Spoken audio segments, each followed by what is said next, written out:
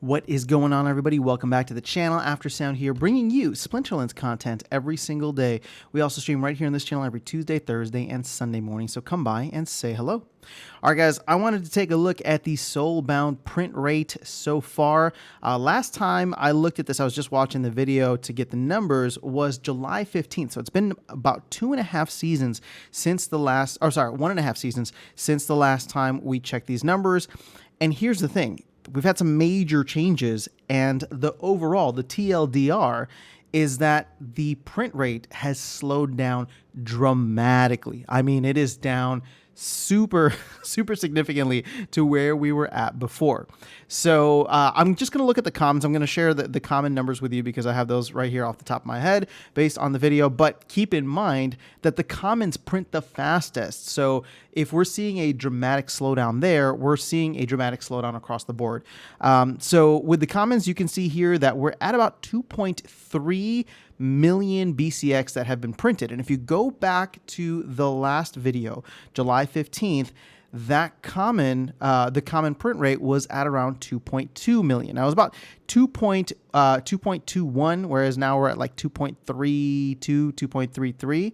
So between July 15th and today, we've printed, again, as an average across all the different commons, an average of about 120,000 BCX. Now that is over a season and a half. So if you look at a season, that would be roughly, that'd be roughly 80,000 BCX per season.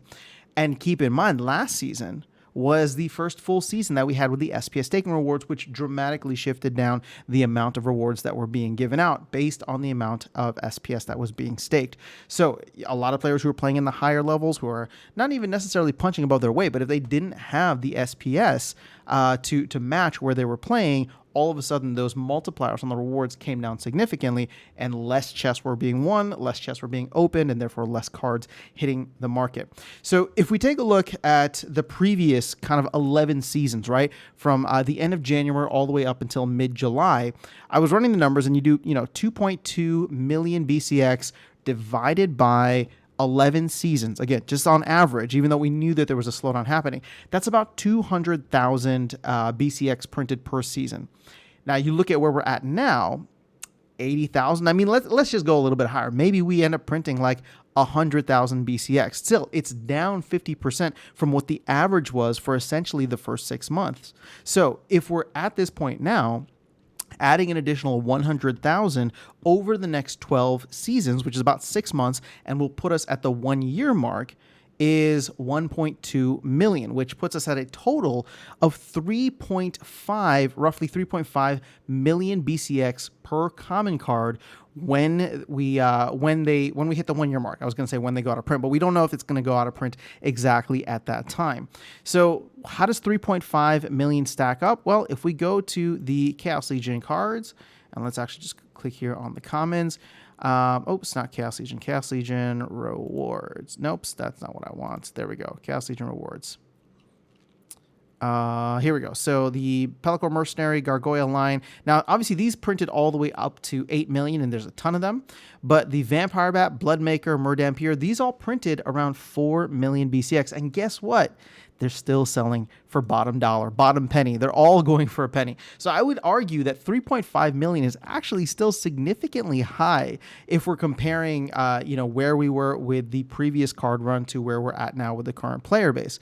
So at the end of the day, we've printed a lot, and we'll see how those cards end up hitting the market if they do hit the market. But here's the good thing, and here's a reason why I believe that when these cards do become unlockable and therefore tradable, not just unlockable for land, if these cards are stuck in a lot of accounts that were botted at the time, or maybe even still botted now, and there's just not that many BCX, and the burn, I don't know if it's the burn rate, but the unlock rate is significantly higher than the burn rate, or requires a voucher or something like that, and it's just not worthwhile, we may see a lot of accounts just decide to stake it out, especially a lot of these automated accounts that have moved over to bronze.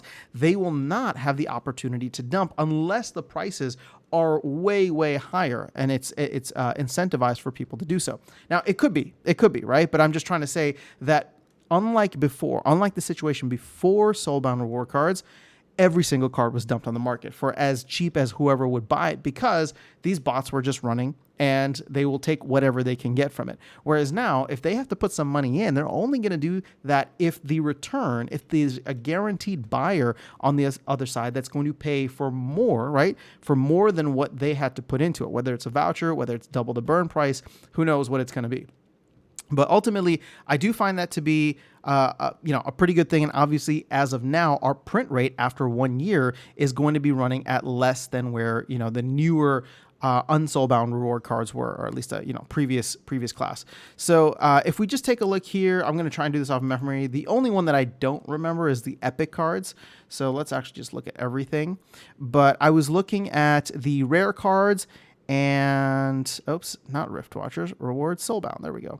So you can see the rare cards here are at about 540,000. These have increased about 30,000 BCX from that point in July. So it's not very significant. And then of course the legendaries, like I said, I forgot what the epics were, but the legendaries are only up about 1,000, maybe 1,200 on average across each of the legendaries. So these have significantly slowed down as well.